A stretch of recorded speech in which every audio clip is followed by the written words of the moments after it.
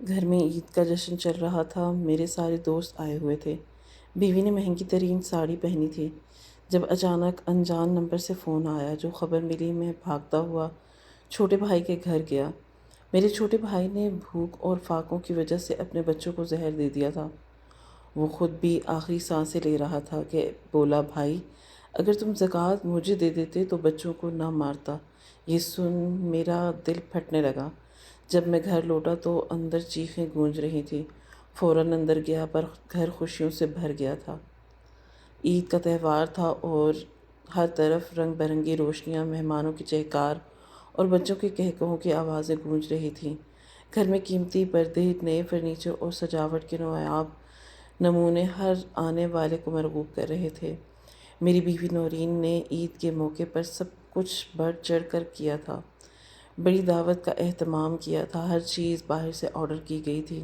Korma, biryani, roast اور درجنوں میٹھے۔ اتنا سب کچھ کہ شاید محلے کے کئی گھرانے کئی دن کھا سکتے۔ نورین نے آج سب سے مہنگی ساڑی پہنی تھی۔ زیورات چمک رہے تھے اور وہ سب کے سامنے فخر سے چل رہی تھی۔ میرے دوست رشتہ دار سب آ چکے تھے۔ بچوں نے نئے کپڑے پہنے تھے اور سب خوش تھے۔ میں بھی خوش ہونے کی کوشش کر رہا تھا، لیکن دل کے کسی کونے میں ایک عجیب سی بے چینی تھی۔ کچھ تو تھا جو میرے اندر ٹوٹ رہا تھا۔ اسی دوران میرا موبائل بار بار بج رہا تھا۔ ایک انجان نمبر سے کال آ رہی تھی، لیکن میں نے فون نہیں اٹھایا۔ پھر خیال آیا کہ شاید چھوٹے بھائی کی کال ہو۔ پچھلے کچھ دنوں سے مسلسل مجھے کال کر رہا تھا۔ وہ زکوٰۃ کے بارے میں پوچھ رہا تھا۔ کہنے لگا تھا کہ بھائی بس تھوڑا سا سہارا دے دو، بچوں کے لیے کچھ نہیں ہے۔ میں نے بیوی سے اس کی ذکر کیا تو نورین فوراً بگڑ گئی۔ ایک تو تمہارے بھائی کو مانگنے کی عادت لگ گئی ہے، وہ تلخی سے بولی۔ ہر سال زکوٰۃ کے بہانے پیسے مانگ لیتا ہے اور پھر عیاشی کرتا ہے۔ مجھے تو لگتا ہے سب ڈرامہ ہے اور تم بھی نرمی دکھاتے ہو، اس لیے وہ باز نہیں آتا۔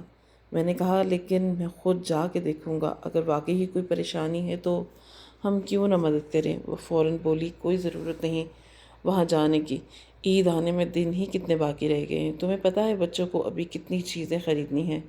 مجھے بھی نئی چوڑیاں لینی ہیں، بچوں کے جوتے رہ گئے ہیں اور عید کی رات کے لیے میچنگ جیولری بھی۔ اس کے اصرار پر میں بچوں اور نورین کو بازار لے گیا۔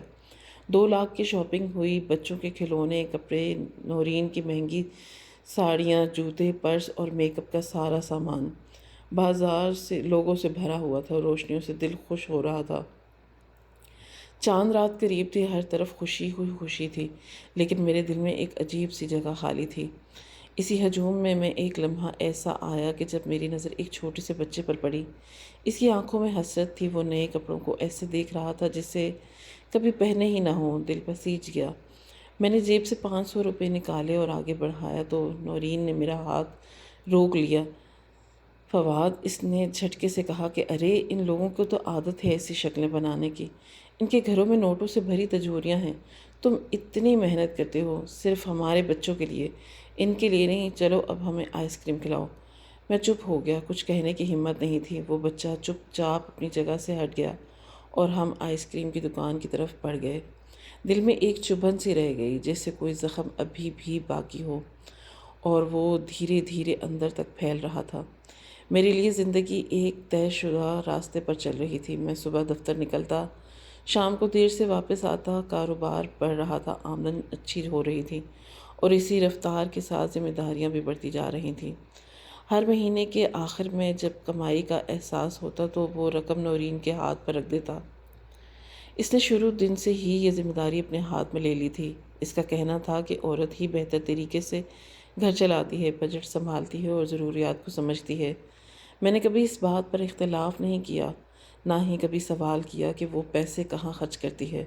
وہ کہتی تھی کہ زکوٰۃ بھی وہ خود دے دیتی ہے، مستحقین کو خود جانتی ہے اور انہیں براہ راست مدد پہنچاتی ہے۔ میں مطمئن تھا، مجھے لگا کہ شاید میں واقعی خوش قسمت انسان ہوں کہ ایک ایسی بیوی ملی ہے جو صرف سلیقے سے گھر نہیں چلاتی بلکہ عبادت اور فرائض میں بھی آگے ہے۔ میرے دفتر کا وقت لمبا ہوتا جا رہا تھا، مطمئن تھا کہ پیچھے سب ٹھیک ہے۔ بچے اسکول جا رہے تھے، گھر ہر وقت سجا رہتا تھا، سسرال والے اکثر آتے تھے اور نورین ان کی آؤ بھگت کرتی رہتی تھی۔ ظاہر ہے جب ایک شوہر کی بیوی اپنے اچھے طریقے سے گھر سنبھالے تو شوہر کا دھیان کام پر ہی رہتا ہے، لیکن کچھ وقت سے میرے دل میں ایک الجھن سی میں شروع ہو گئی تھی۔ میرے چھوٹے بھائی کی حالت بگڑتی جا رہی تھی۔ وہ مجھے کبھی کبھار فون کرتا اور بڑی نرمی سے اپنے حالات بتاتا، کہتا بھائی کچھ دن سے بچوں کو دودھ نہیں ملا، سوچا تم سے مدد مانگ لوں، زکوٰۃ کا موسم ہے، اگر ہو سکے تو میری طرف بھی توجہ دے دو۔ میں نے نورین سے بات کی تو کہا میرا دل کہتا ہے کہ بھائی کو زکوٰۃ دے دوں۔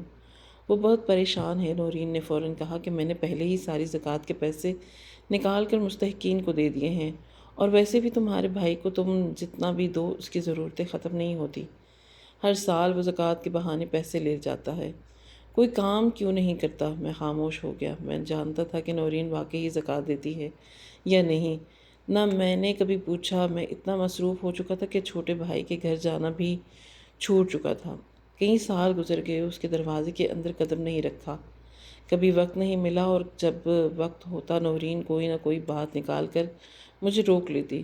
تم ہر بار یہی کہتے ہو کہ بس ایک دن چلتے ہیں، لیکن جب تم وہاں جاتے ہو تو تمہارا موڈ خراب ہو جاتا ہے، تم پریشان ہو جاتے ہو۔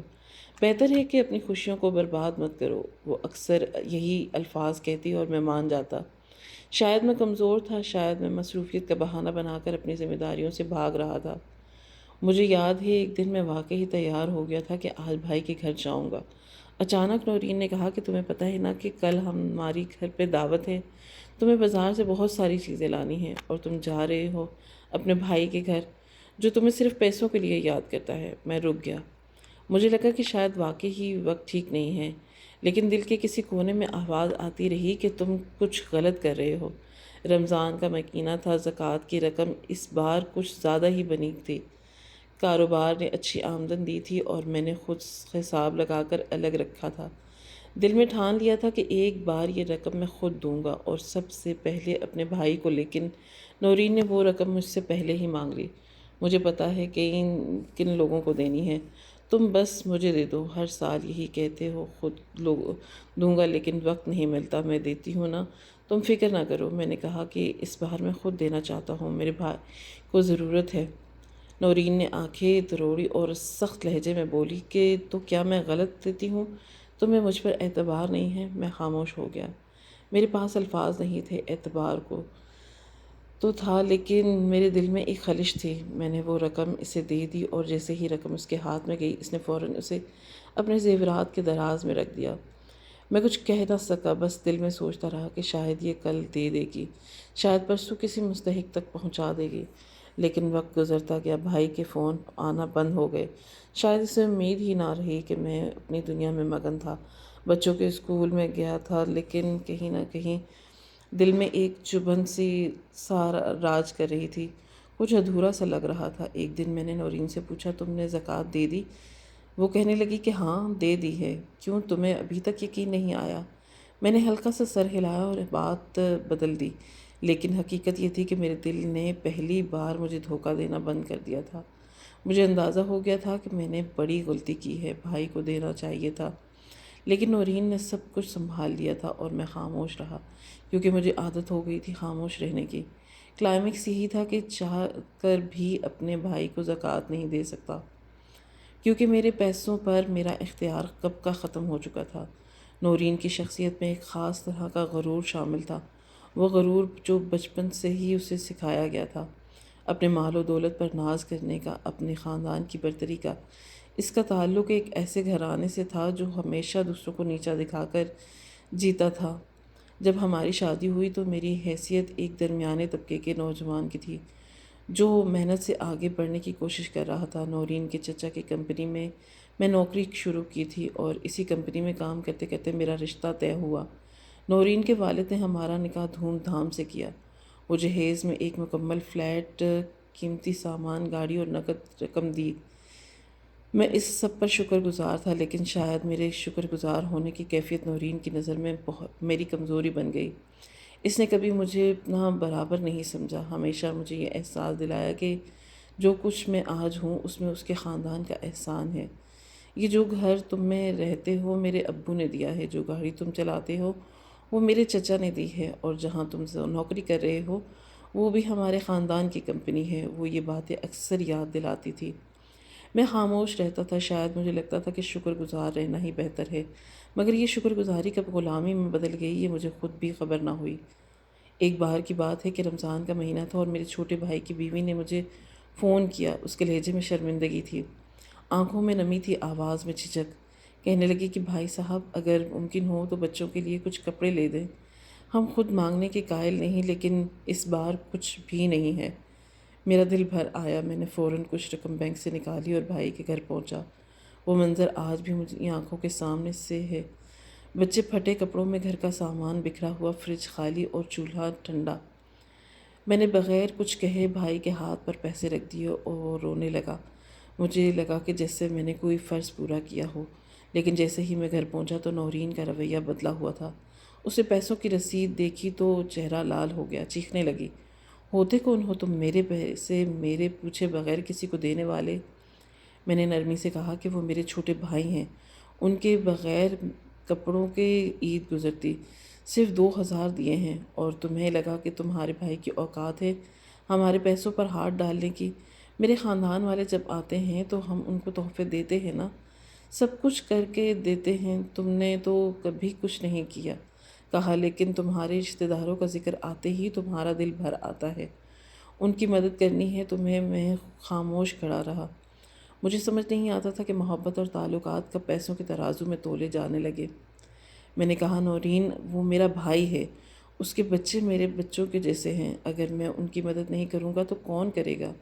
وہ ہنسی، ایک طنزیہ ہنسی، اور بولی، میرے میکے میں تو سب عزت سے جیتے ہیں، کبھی کسی نے ہاتھ نہیں پھیلایا، تمہارے گھر میں تو سب مانگنے والے ہیں، تم بھی انہیں جیسے ہو۔ میری خاموشی ایک بار پھر میرے وجود پر چھا گئی۔ میں جانتا تھا کہ جو کچھ میرے پاس ہے اس پر نورین کا کنٹرول ہے، میری نوکری، میرے گھر کی چھت، حتیٰ کہ میری عزت بھی۔ میں نے کبھی آواز بلند کرنے کی کوشش کی تو جواب میں صرف تذلیل ملی۔ میرے والدین جب کبھی آتے نورین کا رویہ ان کے ساتھ ٹھنڈا ہوتا، وہ بس اپنے ماں باپ کے لیے گرم جوشی دکھاتی تھی۔ ایک بار میری ماں نے مجھے الگ لے کر کہا کہ بیٹا تو خوش ہے نا، تجھے سکون ہے، نورین تو اچھی ہے لیکن ہمیں لگتا ہے کہ تو کچھ دب سا گیا ہے۔ میں نے ماں کو جھوٹی تسلی دی کہ ماں جی بس وقت کی بات ہے، سب ٹھیک ہو جائے گا، لیکن دل ہی دل میں مجھے معلوم تھا کہ کچھ ٹھیک ہونے والا نہیں۔ یہ جو رشتہ ہے یہ برابری کا نہیں، اس میں روز مر رہا ہوں اور نورین اس کی کوئی پرواہ نہیں۔ میرے لیے سب کٹھن وقت ہوتا جا رہا ہے۔ جب میں اپنی مجبوری کا ادراک کرتا تو میں خود کو مکمل مرد محسوس نہیں کرتا تھا، ایک ایسا شخص جس کا ہر فیصلہ اس کی بیوی کی مرضی کا محتاج ہو، جیسے اگر اپنے بھائی کو عید پر سوٹ دینا ہو تو بیوی کی اجازت چاہیے، جیسے اگر اپنے ماں باپ کو کچھ دینا ہو تو پہلے نورین کی رضامندی لینی ہوتی ہے۔ بڑے نورین کے میکے والے آئے دن ہمارے گھر آتے، قیمتی تحائف، مہنگے پھل، کھانے، اس کے لیے سب کچھ ہوتا اور میں ان کے سامنے دبے دبے لہجے میں بات کرتا۔ میری آواز خود بخود دھیمی ہوتی جا رہی تھی، مجھے لگا تھا جیسے اگر میں اونچی آواز میں کچھ کہوں گا تو شاید میری اوقات ان کی نظر میں کھل جائے گی۔ کلائمیکس اس لمحے آیا جب میں نے آئینے میں خود کو دیکھا اور خود سے سوال کیا کہ کیا میں واقعی ہی وہی فواد ہوں جو اپنے خوابوں کے ساتھ اس شہر میں آیا تھا؟ کیا میں وہی شخص ہوں جو اپنے بھائیوں کے لیے سینہ تان کر کھڑا ہوتا تھا؟ اب تو ایسا لگتا تھا کہ جیسے نورین کی چھاؤں میں ایک سایہ بن کر رہ گیا ہوں۔ میری مرضی، میری سوچ، میرا اختیار سب کہیں کھو چکا تھا۔ میری انا روز مر رہی تھی اور میں ہر دن خود کو نورین کے غرور کے سامنے بے بس محسوس کر رہا تھا۔ یہی میری زندگی کی سب سے بڑی شکست تھی۔ نورین کچن میں مہمانوں کے لیے تیاریوں میں مصروف تھی اور میں لان میں لگے جھولے پر بیٹھا بچوں کو دیکھ رہا تھا جو اپنے نئے کپڑوں میں چمکتے ادھر ادھر دوڑ رہے تھے۔ گھر میں ہر طرف خوشی کا ماحول تھا، کہے عیدی کی فرمائش، تحفے، خوشیوں کے مہک اور باورچی خانے سے اٹھتی قورمے کی بھاپ، جیسے سب کچھ مکمل ہو۔ نورین نے آج خاص طور پر سب کی نظریں اپنی طرف کھینچنے والی ساڑی پہنی تھی، گہرے نیلے رنگ کا کامدار لباس پر سونے کی باریک جیولری، آنکھوں میں کاجل، ہاتھوں میں مہندی اور ناخنوں پر سرخ پالش۔ وہ خود کو آئینے میں دیکھ کر مطمئن مسکراہٹ ہنس رہی تھی۔ سسرال والے بھی گھر پہنچ چکے تھے، سب نے تحفے اور تحائف اور مٹھائیاں ساتھ لائی تھیں اور بچے ایک کمرے سے دوسرے کمرے میں دوڑے خوشیاں سمیٹ رہے تھے۔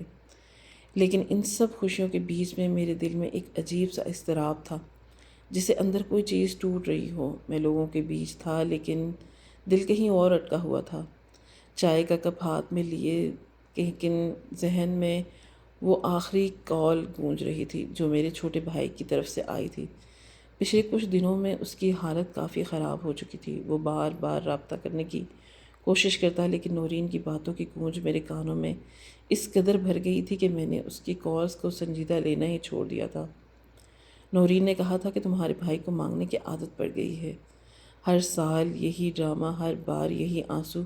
تم دل کمزور نہ کرو، ایسے لوگ صرف فائدہ اٹھاتے ہیں۔ میں یہ بات ماننے پر مجبور ہو گیا تھا کہ کاروباری مصروفیات اور گھر کی تیاریوں میں خود کو مصروف رکھ کر میں نے اندر کی آواز کو دبا دیا تھا۔ لیکن آج عید کے دن جب سب خوشیوں میں مصروف تھے، میرے دل کا اضطراب قابو سے باہر ہوتا جا رہا تھا۔ چھوٹے بھائی کی آنکھیں، اس کے بچوں کی حالت، اس کی بیوی کی حالت، خاموش التجا، سب کچھ میری نظروں کے سامنے بار بار آ رہا تھا۔ میں نے موبائل اٹھایا، اسکرین پر کئی مس کالز تھیں، زیادہ تر انجان نمبر سے۔ کچھ دیر تک میں اسکرین کو دیکھتا رہا۔ دل کہہ رہا تھا کہ فون اٹھاؤں، دماغ کہہ رہا تھا کہ آج کا دن خوشی کا ہے، کوئی بدمزگی نہ ہو۔ میں کشمکش جھیل کر پھر سے فون بجنے لگا۔ اس بار میں نے کال اٹھا لی۔ دوسری طرف کسی اجنبی کی آواز تھی۔ السلام علیکم، کیا آپ فواد صاحب ہیں؟ جی بولیے بھائی صاحب، آپ کے چھوٹے بھائی کے گھر میں بہت بڑا حادثہ ہو گیا ہے، آپ فوراً آ جائیں۔ بچے، بیوی، سب کی حالت بہت خراب ہے۔ میرے ہاتھ سے موبائل چھوٹتے چھوٹتے بجا، جیسے سینے میں دھڑکنے کے بجائے رک گیا ہو۔ میری سانسیں بے ترتیب ہو گئی۔ میں نے بغیر کچھ سوچے، بغیر کچھ کہے بتائے جوتے پہنے اور دروازے کی طرف دوڑا۔ فواد، کہاں جا رہے ہو؟ مہمان آ چکے ہیں، تمہیں ابھی سب کے ساتھ بیٹھنا ہے۔ نورین کی آواز پیچھے سے آئی لیکن میں نے سنے بغیر باہر قدم بڑھا دیے۔ میرے قدم خود بہت تیز ہوتے جا رہے تھے۔ گاڑی کی چابی ہاتھ میں تھی لیکن ہاتھ کانپ رہے تھے۔ گاڑی سٹارٹ کرتے وقت میری آنکھوں کے سامنے وہ آخری بھرنے والا جب بھائی نے کہا تھا کہ بھائی بس کچھ پیسے دے دو، بچے بھوکے ہیں۔ سڑک پر گاڑی دوڑتی جا رہی تھی لیکن میرے دل میں ایک عجیب قیامت برپا تھی۔ ہر گزرتی ہوئی گلی، ہر اشارہ، ہر موڑ مجھے بھائی کے گھر کے قریب لے کے جا رہا تھا، اور ساتھ ہی میرے دل کی دھڑکنیں بڑھتی جا رہی تھیں۔ دماغ میں ایک ہی سوال تھا، کچھ واقعی ہی ہو گیا ہوگا؟ کیا میں دیر کر چکا ہوں؟ راستے بھر میں نے خود کو کوسا، خود کو ملامت کی، اپنی کمزوریوں کو گنا۔ میں نے کیوں اس کی بات نہیں سنی؟ کیوں ہر بار بیوی کی بات مان لی؟ کیوں ایک بھائی کی فریاد پر شک کیا؟ کیا میری کمائی صرف دکھاوے کے لیے تھی؟ کیا میری عید صرف روشنیاں، مہمانوں اور ساڑیوں کے لیے تھی؟ میں بھائی کے گھر کے پاس پہنچا تو وہاں لوگوں کا رش تھا۔ عورتیں رو رہی تھیں، کچھ مرد بے چین کھڑے تھے۔ میں نے فوراً گاڑی روکی اور دوڑتا ہوا دروازے کی طرف گیا۔ دروازہ آدھا کھلا ہوا تھا۔ اندر جانے سے پہلے ہی دل جیسے سینے سے نکل کر خلق تک آ گیا ہو۔ میں نے دروازہ پورا کھولا اور وہ منظر جو میری آنکھوں کے سامنے تھا وہ میرے حواس پر بجلی بن کر گزرا۔ زمین پر بھائی کے بچے بے سود پڑے تھے، ان کے منہ سے جھاگ نکل رہا تھا، آنکھیں آدھی کھلی اور جسم ساکت۔ ایک کونے میں اس کی بیوی بھی اسی حالت میں تھی اور درمیان میں میرا بھائی نیم بے ہوش حالت کی۔ میں تڑپ رہا تھا۔ محلے کے کچھ لوگ پانی کے چھینٹے مار رہے تھے، کچھ فون پر ایمبولینس بلا رہے تھے، لیکن سب کے چہروں پر ایک ہی سوال تھا، یہ کیا ہو گیا؟ میں اپنے بھائی کی طرف لپکا، اس نے میری طرف دیکھا، آنکھوں میں آنسو تھے، لب ہل رہے تھے، وہ کچھ کہنا چاہ رہا تھا۔ میں نے اس کا بازو تھاما اور وہ سرگوشی میں بولا، بھائی 3 دن سے بچوں نے کچھ نہیں کھایا، زہر ہی سستا لگا، سوچا سب ختم کر دوں۔ تم سے امید تھی پر تم نے بھی منہ موڑ لیا۔ میں وہ الفاظ سن کر وہیں زمین پر بیٹھ گیا۔ میرا دل جیسے پھٹنے لگا، میری سانسیں رکنے لگی، میں زور زور سے رونے لگا۔ وہ آخری جملہ میرے دل پر تیز دھار چاقو کی طرح لگا، تم سے امید تھی پر تم نے بھی منہ موڑ لیا۔ میرے سامنے میرے بھائی کی سانسیں کمزور ہوتی جا رہی تھیں۔ میں اسے سینے سے لگا کر چیخا، لیکن بھائی مجھے معاف کر دو، مجھے معاف کر دو بھائی۔ یہ وہ لمحہ تھا کہ جب میں نے محسوس کیا کہ میرے سارے خواب، میرا غرور، میری خوشیاں، سب کچھ ایک لمحے میں بکھر گئے تھے۔ گھر میں عید کا جشن تھا، لیکن میرے دل میں ماتم برپا ہو چکا تھا۔ میں زمین پر گھٹنوں کے بل بیٹھا تھا اور میرے ہاتھوں میں میرا چھوٹا بھائی آہستہ آہستہ اپنی آخری سانسیں لے رہا تھا۔ اس کی آنکھیں نیم تھیں، جسم ٹھنڈا ہو چکا تھا اور لبوں پر ایسی بے بسی تھی کہ جسے وہ دنیا سے جاتے جاتے مجھ سے وہ سوال کر رہا ہو کہ میرے گرد محلے کے چند لوگ تھے، کوئی روتا تھا، کوئی دعا مانگ رہا تھا اور کچھ لوگ بے یقینی میں خاموش کھڑے تھے۔ ہر چیز جس سے ساکت ہو گئی تھی، وقت رک سا گیا تھا۔ کمرے میں ایک ایسی خاموشی چھا گئی تھی جو روح تک کو چیر دیتی تھی۔ بھائی کی بیوی دیوار سے ٹیک لگا کر بے حس سی پڑی تھی، جیسے اس کی اندر کی زندگی ختم ہو۔ آنکھیں کھلی تھی مگر ان میں کوئی حرکت باقی نہ تھی۔ سامنے فرش پر بچے لیٹے تھے، چھوٹا سا عمر کا فرق تھا، لیکن حالات نے سب کو ایک جیسا بنا دیا۔ ان کے چہرے پر اب بھی وہی فاقہ زدہ رنگ تھا جو دنوں سے کسی کو نظر نہیں آ رہا تھا۔ اس طرف دیکھا تو پھر بھائی کے چہرے کی طرف دیکھا۔ ایک ہی بات ذہن میں گونجی کہ یہ سب میری وجہ سے ہوا۔ بھائی نے ہلکی آواز میں کچھ کہنا چاہا، میں جھک کر اس کے قریب ہوا۔ اس کی لبوں سے ٹوٹتی سانسوں میں کچھ الفاظ نکلے۔ بچوں نے 3 دن سے کچھ نہیں کھایا، رو رہے تھے، تڑپ رہے تھے، کچھ نہیں بچا تھا میرے پاس۔ میں نے اس کے چہرے پہ ہاتھ رکھا، وہ ٹھنڈا تھا، مگر اس کی آنکھوں میں ابھی بھی وہی درد تھا، وہی سوال جو ہر بے بس انسان کی ان آنکھوں میں ہوتا ہے۔ میں نے بمشکل اپنی آواز کو قابو میں رکھتے ہوئے پوچھا، تو یہ سب کیوں اتنا بڑا قدم اٹھایا؟ وہ ٹوٹے ہوئے لہجے میں بولا، کیا کرتا بھائی، کہاں جاتا؟ میں تو صرف اتنا چاہتا تھا کہ بچوں کو عید پر کچھ کھلا سکوں، کچھ پہننے کے دے سکوں، لیکن کسی نے سنا ہی نہیں۔ جب تم نے بھی منہ موڑ لیا تو میرے پاس ایک ہی راستہ بچا۔ زہر ہی سستا تھا، ادھار مانگا، لے آیا اور سب کو دے دیا۔ میرے وجود پر جیسے پہاڑ ٹوٹ پڑا، میری آنکھوں سے آنسو گرنے لگے اور میں نے اس کے سر کو اپنے گھٹنوں میں رکھا۔ تمہیں مجھ سے کہنا تھا بھائی، میں تمہارا ہوں، تمہیں کیسے چھوڑ دیتا؟ دھیرے سے مسکرایا، بہت ہی ہلکی سی مسکراہٹ جو درد کے نیچے دب گئی تھی۔ کہا تھا بھائی، کئی بار فون کیا مگر نورین بھابھی ہر بار منع کر دیتی تھی۔ تمہارا وقت قیمتی ہے، میں تو بوجھ ہوں۔ مجھے پتہ ہے کہ تم مجبور تھے، مگر دل کو تسلی تھی کہ میں نے اپنا چہرہ جھکا کر اس کی پیشانی پر بوسہ دیا۔ تم بوجھ نہیں تھے، تم میرا فخر تھے، تم میرا بھائی تھے۔ وہ آہستہ آہستہ اپنی سانسوں کی ڈور سے ٹوٹ رہا تھا، ایک ایک لمحہ میری جان نکال رہا تھا۔ اس کی آواز ٹوٹ رہی تھی، کاش بھائی تم نے زکوٰۃ دے دی ہوتی تو میرے بچوں کی سانسیں چل رہی ہوتی، میری بیوی کی آنکھیں آج بھی زندہ ہوتی۔ مجھے معاف کر دینا بھائی، میں کمزور ہو گیا تھا۔ میں نے اسے سینے سے لگا لیا، اس کا جسم اب بے حرکت ہو چکا تھا، اس کی سانسیں رفتار آہستہ ہو رہی تھی، آنکھیں بند ہو رہی تھی اور چند لمحوں کے بعد ایک لمبی سانس کے ساتھ وہ خاموش ہو گیا۔ اس کی گرفت میرے ہاتھ سے ڈھیلی پڑ گئی، وہ میری گود میں، ہاتھوں میں، میرے دل کے ٹکڑے میں دم توڑ چکا تھا۔ میں وہیں باہر بیٹھا اسے سینے سے لگائے، مجھے کچھ ہوش ہی نہیں رہا کہ باہر کیا ہو رہا ہے، کہ لوگ کیا کہہ رہے ہیں، کہ پولیس آئے گی یا ایمبولینس۔ میرے کانوں میں صرف بھائی کی آواز باتیں گونج رہی تھی، زہر ہی سستا تھا، کاش تم زکوٰۃ دے دیتے۔ میرے آنسو اب رکے نہیں، میں رو رہا تھا زاروں کا تار، جیسے ایک چھوٹا بچہ اپنی ماں کے لیے روتا ہے۔ میرے دل میں درد اس قدر شدید ہو چکا تھا کہ مجھے لگا کہ جیسے ابھی اسی لمحے مر جاؤں گا۔ کیا وہی عید تھی جس کے لیے میں نے 2 لاکھ کی شاپنگ کی تھی؟ کیا یہ وہی عید دن تھا جس کے لیے میری بیوی نے قیمتی ساڑی اور جیولری خریدی تھی؟ کیا یہ وہی موقع تھا جس میں میں نے رنگوں، روشنیوں اور مہمانوں کے لیے محسوس کیا تھا؟ اور یہاں میرے بھائی کے گھر میں اندھیرے، خاموشی اور لاشیں تھیں، 3 معصوم بچے، ایک بے بس ماں اور ایک بھائی۔ سب ختم ہو چکا تھا اور میں زندہ تھا، لیکن اندر سے ٹوٹ چکا تھا۔ میرا ضمیر چیخ رہا تھا، میرا دل پکار رہا تھا اور میری روح رو رہی تھی۔ جب میں نے بھائی کی آنکھوں کو بند کیا تو میرے ہاتھ کانپ رہے تھے۔ میں نے اس کے چہرے پر ہاتھ پھیرا، جیسے آخری بار اسے تسلی دینا چاہتا ہوں، جیسے کہنا چاہتا ہوں کہ میں شرمندہ ہوں، بس زیادہ میں نے سب کچھ کھو دیا اور مجھے ابھی اس کا اندازہ صرف شروع ہوا تھا۔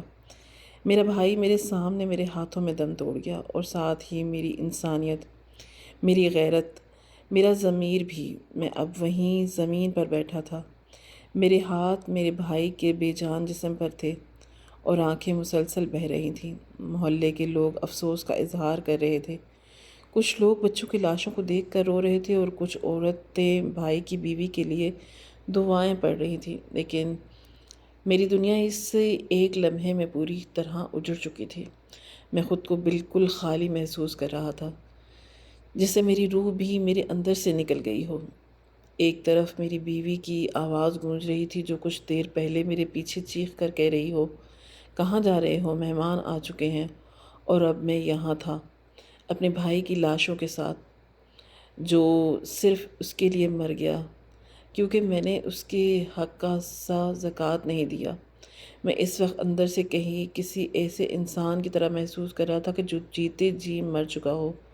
اسی دوران میرا فون ایک بار پھر بجا۔ اسکرین پر نورین کا نام چمک رہا تھا۔ میں نے کانپتے ہاتھوں سے فون اٹھایا، آنکھوں سے آنسو صاف کیے اور کان سے لگایا۔ کہاں رہ گئے ہو فواد، سب مہمان تمہیں ڈھونڈ رہے ہیں اور تم بغیر بتائے بھاگ گئے۔ کیا تمہیں عقل نہیں ہے؟ اس کی آواز وہی غرور، وہی سختی اور وہی بے بسی جو میں برسوں سے سنتا آ رہا تھا۔ خاموش رہا، آنکھوں سے بہتے آنسوؤں کو اور زیادہ نہیں روک پایا۔ چاہا کہ فون بند کر دوں، لیکن زبان سے پہلے ہی کچھ بول دیا۔ نورین میرا بھائی مر گیا۔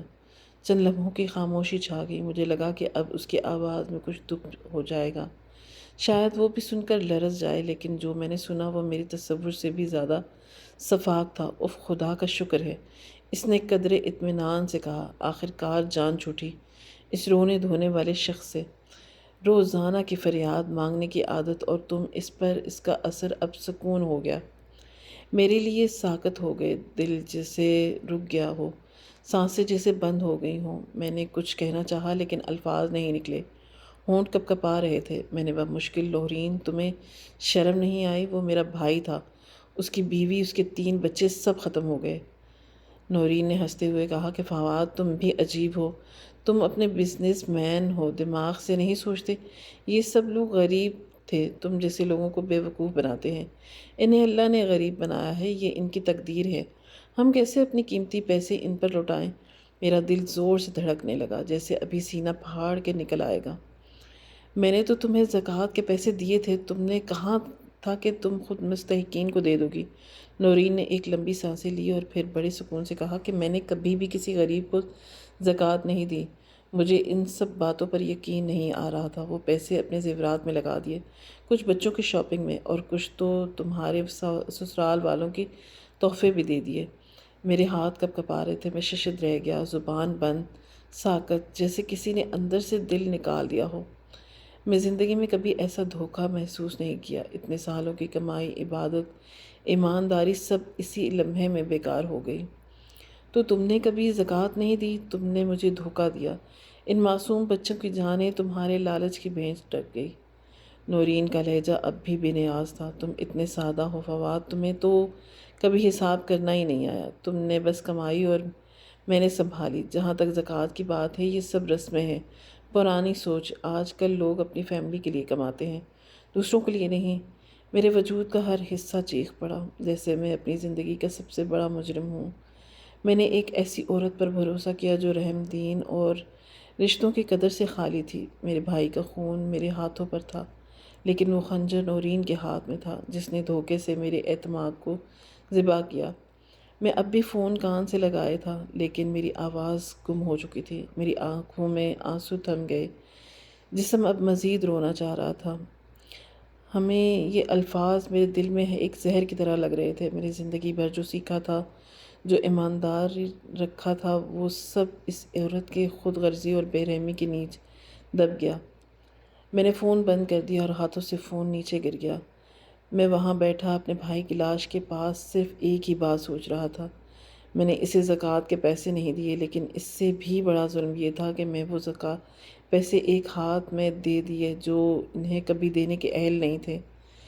نہیں، مجھے احساس ہو چکا تھا کہ میرے صرف بھائی کا ہی نہیں بلکہ میرے ضمیر، میرے دین، میرے اعتماد اور میری انسانیت کا بھی قتل ہو چکا ہے، اور قاتل وہی تھی جسے میں اپنی زندگی کا ساتھی سمجھتا رہا۔ جب میں بھائی کے جنازے کو دکاندہ دے رہا تھا تو میرے ہاتھ کانپ رہے تھے۔ میں سوچ رہا تھا کہ کاش میں اس دن اس کی بات سن لیتا، کاش میں اس کی ایک فریاد اپنی بیوی کی بات کو اسے پش رکھ دیتا۔ میرا صرف اتنا کرنا کافی نہ ہوتا کہ میں اس کا درد سن لیتا؟ کیا زکوٰۃ کے چند ہزار اس وقت میرے اتنے قیمتی تھے کہ ایک پورا خاندان ختم ہو گیا؟